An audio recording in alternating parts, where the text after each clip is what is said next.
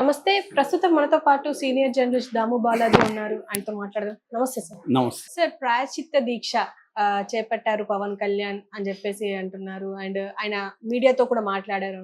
ఏం మాట్లాడారు? ఈరోజు మార్నింగ్ గుంటూరు జిల్లాలో నంబూరులో ఉండే దశావతార వెంకటేశ్వర టెంపుల్లో ఆయన ప్రాయశ్చిత్త దీక్ష అనేది మొదలుపెట్టాడు. మామూలుగానే ఇది దాని ఏమంటారు, నాకు కామెడీ విలన్ గుర్తుకొస్తున్నాడు ఇతను చేసే పని. ఎందుకంటే అసలు లడ్డూలోనే కల్తీ జరగలేదు, కల్తీ నెయ్యి వచ్చింది, దాన్ని మేము తిప్పి పంపించేసాము. లడ్డులో కల్తీ నెయ్యి వాడలేదు, లడ్డులో అనిమల్ ఫ్యాట్ కలిపిన నెయ్యిని వాడలేదని సాక్షాత్తు శ్యామలరావు స్టేట్మెంట్ ఇచ్చినాక కూడా ఇతను మళ్ళీ లడ్డులు కలిసింది, అశేషమైన లడ్డులన్నీ తినేశారు, 1,00,000 లడ్డులు అయోధ్యకి ఇదే లడ్డులు వెళ్ళినాయి, ఇలాంటి అబద్ధాలు ఎందుకు చెప్తున్నాడు పవన్ కళ్యాణ్? క్లియర్గా అతను మత కలహాలు సృష్టించడానికి మాత్రమే ప్రాయశ్చిత్త దీక్ష చేస్తున్నట్టుగా కనబడుతుంది. ఎందుకంటే ఈరోజు మాట్లాడని చూస్తే ఇతనికి బ్రెయిన్ ఉందా అనిపిస్తుంది ఎవరికైనా చూస్తే. ఇతను ఎలా డిప్యూటీ సీఎం అయ్యాడు అనిపిస్తుంది. ఎందుకంటే ఇదే మసీదుల్లో జరిగితే, చర్చిల్లో జరిగితే దేశం అల్లకల్లోలం అయిపోయేదంట. అంటే అల్లకల్లోలం అవ్వాలని కోరుకుంటున్నాడు ఇతను.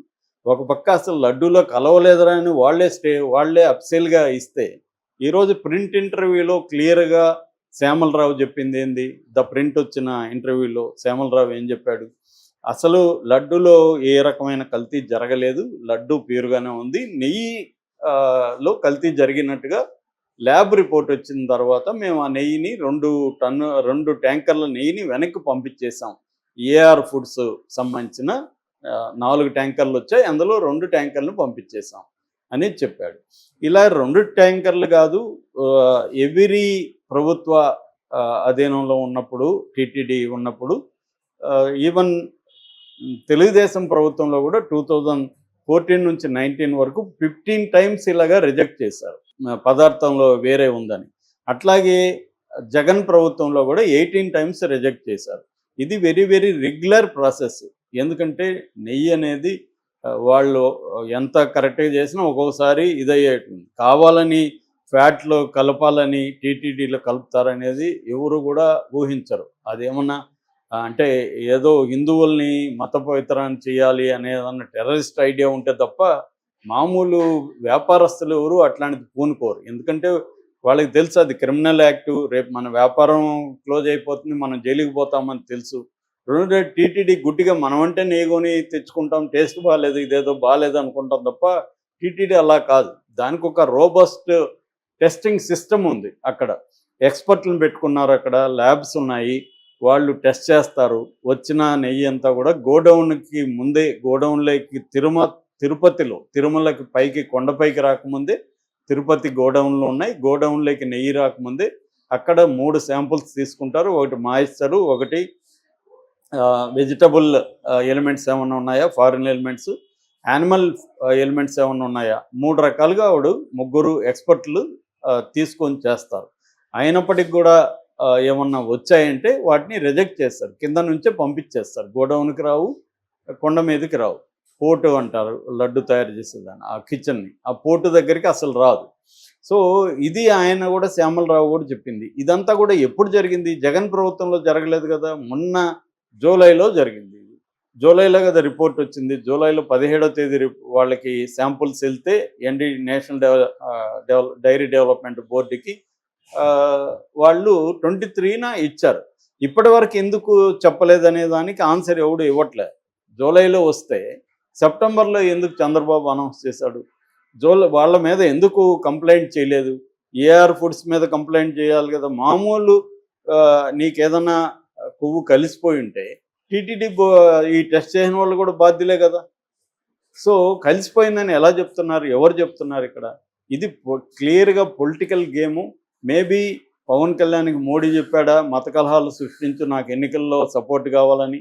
ఎందుకంటే ఇది చంద్రబాబు కూడా ఈ పని చేయట్లా. చంద్రబాబు కూడా జగన్ మాత్రమే తిడుతున్నాడు. ఇతనేమో మత కలహాలు రెచ్చగొట్టే విధంగా మాట్లాడుతున్నాడు పవన్ కళ్యాణ్. అందుకనే ఇతను ప్రాయశ్చిత్త దీక్ష అంటున్నాడు.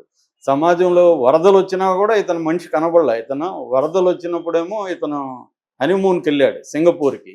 ఇప్పుడు వచ్చి ఇతను ప్రాయశ్చిత్త దీక్ష అన్నా అంటే ఎటువంటి క్యారెక్టర్ అనేది ఎవరైనా ఆలోచించాలి. పవన్ కళ్యాణ్కి ప్రజల పట్ల నిజంగా నిబద్ధత ఉంటే వరదలప్పుడేమో సింగపూర్కి హనీమూన్కి వెళ్తావు, నీ బర్త్డేలు జరుపుకుంటావు, అక్కడ చిన్న చిన్న అమ్మాయిల మీద రేపులు చేసినప్పుడేమో నోరు కుట్టేసుకొని మాట్లాడవు.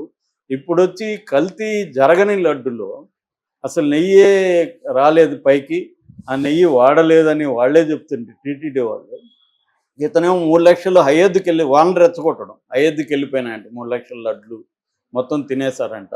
ఇది అల్లకల్లోలం అయిపోయేదంట ముస్లింల దగ్గర ఇది జరిగితే. వాళ్ళకు కూడా ఇప్పుడు ముస్లింల ఫుడ్డు వాళ్ళు కూడా తింటారు, క్రిస్టియన్ ఫుడ్లు తింటారు, దాంట్లో కల్తీలు ఉండవా? ఫుడ్ అంటేనే కల్తీలు లేకుండా ఉంటాయా? మనం రోజు తిరిగేదంతా 100% గ్యారంటీ. పవన్ కళ్యాణ్ తినేదంతా 100% ప్యూర్ అని అతను చెప్తున్నాడా మనకి? ఫుడ్ అంటేనే ఖచ్చితంగా ఏదో ఒక ఇబ్బందులు ఉంటాయి. మనకి ఆ మధ్య దాని ఏమంటారు, నూడిల్స్, వెరీ పాపులర్ నూడిల్స్, దాంట్లో లెడ్ ఉందని తెలియదు, మనం అందరూ తిన్నోళ్ళమే కదా అవి. సో ఇప్పుడు కూడా తింటున్నాం కదా, ఏది కల్తీ ఏది ఇదనేది ఎలా తెలుస్తుంది? ఈ మధ్య కూడా హోటల్ మీద దాడులు జరిగి మనం బ్రహ్మాండమైన హోటల్ అనుకునే అవన్నీ కూడా ఇదని చెప్తున్నారు. కాబట్టి ఇక్కడ ఏంటంటే ఇతను క్లియర్గా ఎట్లయితే బాధ్యతారహితంగా అప్పుడు వాలంటీర్ల మీద విరుచుకుపడ్డాడో ఈ వ్యక్తి, 33,000 మంది అమ్మాయిల ట్రాఫికింగ్ జరుగుతుంది వాలంటీర్ల వల్లని ఎంత బాధ్యతారహితంగా మాట్లాడాడో, ఇప్పుడు కూడా అంతే బాధ్యతారహితంగా లడ్డుల్లో కల్తీ లడ్డులు వెళ్ళిపోయినాయని చెప్తున్నాడు. ఎలా చెప్తాడు ఇతను? ఇతని దగ్గర ఏం ఆధారం ఉంది? ఏమైనా ఆధారం ఉండాలిగా కల్తీ లడ్డులు వెళ్ళిపోయినాయని. ఏమీ ఆధారం లేకుండా కల్తీ లడ్డులు వెళ్ళిపోయాయంటే 140 కోట్ల హిందువుల మనోభావాలను ఇతను దెబ్బతీస్తున్నట్టు కదా. నిజానికి 140 కోట్ల హిందువులు ఇతని గల్లా పట్టుకొని ప్రశ్నించాలి. నువ్వు ఎలా చెప్తావు భయ్, నీ దగ్గర ఆధారం ఏముంది? కల్తీ అయిందని నువ్వు ఎలా చెప్తావు? మమ్మల్ని నువ్వు హత్య చేస్తున్నట్టు కదా మా మనోభావాలని వాళ్ళు ఇతన్ని గల్లా పట్టుకొని ప్రశ్నించాలి పవన్ కళ్యాణ్. అంతేగాని ఇతను హిందువుల్ని, క్రిస్టియన్స్ని, లేకపోతే ముస్లిమ్స్ టాపిక్లు తెచ్చి వాళ్ళ హిందూ ముస్లిం గొడవ పెట్టడానికి ట్రై చేస్తున్నాడు. మేబీ మోడీ ఇతనికి చెప్పాడా, నువ్వు ఇది గొడవ క్రియేట్ చేయి, నాకు ఉపయోగపడుతుంది ఎన్నికల్లో అని చెప్పాడా? ఎందుకంటే తిరుపతి ఇక్కడ ఉంది కాబట్టి ఆంధ్రప్రదేశ్లో చంద్రబాబు మోడీ అనుకున్నంత హార్ష్గా లేడు కాబట్టి పవన్ కళ్యాణ్ ఎగదోలినట్టుగా మనకు కనబడుతుంది. లేకపోతే పవన్ కళ్యాణ్ ఇప్పటివరకు మౌనమునిలాగా ఉన్నాడు. 100 రోజుల్లో రాష్ట్రంలో జరిగే ఏ దాడుల్ని కానీ, చివరికి జనసేన వాళ్ళని అత్యంత ఘోరంగా ఆ మచిలీపట్నంలో వాళ్ళ ఇండ్ల మీద దాడులు చేసి ఇండ్లు ధ్వంసం చేసి వాళ్ళ చేత తెలుగుదేశం వాళ్ళు కాళ్ళు పట్టించుకుంటే కూడా నోరు తెరవలేదు ఈ క్యాండిడేట్. ఇప్పుడు వచ్చి అసలు నెయ్యే రాలేదురా బాబు అని అతను చెప్తున్నాడు. కల్తీ నెయ్యి తిరుమలకే రాలేదు, కింద నుంచే మేము పంపించేశామని శ్యామలరావు ఈవో చెప్తున్నాడు. అసలు ఇప్పటి వరకు నెయ్యి అటువంటి ఫ్యాట్ ఉన్న యానిమల్ ఫ్యాట్ ఉన్న నెయ్యితో తయారే కాలేదు లడ్లని అతను క్లియర్గా చెప్తున్నాడు. ఇతను వచ్చేమో అయోధ్యకి ఇదే లడ్లు వెళ్ళిపోయినాయి. ఎట్లా చెప్తాను? నీ దగ్గర ఏం ఆధారం ఉంది? ఇటువంటి ఒక సీరియస్ అలిగేషన్ చేసేటప్పుడు ఒక ఆధారం ఉండాలి, దాని మీద ఎంక్వైరీ వెయ్యి. ఫస్ట్ వీళ్ళు చేయాల్సింది ఇతను బాధ్యత ఏంది?